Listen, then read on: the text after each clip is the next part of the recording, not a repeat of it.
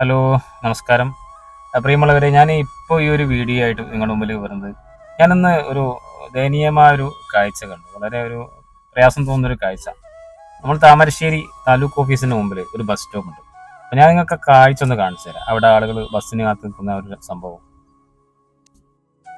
Bus stop എന്നുള്ള ബോർഡൊക്കെ അവിടെ ഉണ്ട്. പക്ഷേ ബസ്സിന് കാത്ത് നിൽക്കുന്ന ആളുകൾക്ക് ഇരിക്കാനുള്ള സൗകര്യമൊന്നും ഇല്ലെങ്കിലും ജസ്റ്റ് മഴക്കാലത്ത് മഴ നനയാതിരിക്കാനുള്ള സൗകര്യമെങ്കിലും അധികൃതർ ചെയ്തു കൊടുത്തിട്ടുണ്ടെങ്കിൽ അത് വലിയൊരു സഹായമാകും. താലൂക്ക് ഓഫീസിൻ്റെ തൊട്ട് മുമ്പ് തന്നെ താമരശ്ശേരി ടൗണിൽ ആണ് ഈ ഒരു ബസ് സ്റ്റോപ്പ് ഉള്ളത്.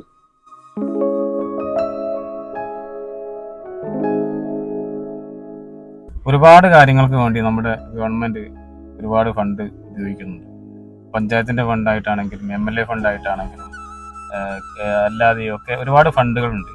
ഏതെങ്കിലും ഒരു ഫണ്ട് ഉപയോഗിച്ച് ഒരു ചെറിയൊരു മേൽക്കൂര ആ ബസ് സ്റ്റോപ്പിൻ്റെ മുകളിൽ ഒന്ന് സ്ഥാപിക്കുകയാണെങ്കിൽ ഇതുപോലുള്ള ഈ മഴക്കാലങ്ങളിലൊക്കെ ആളുകൾക്ക് അവിടെ ബസ്സിന് നിൽക്കുമ്പോൾ അത് വലിയൊരു ഉപകാരമാകും അല്ലേ.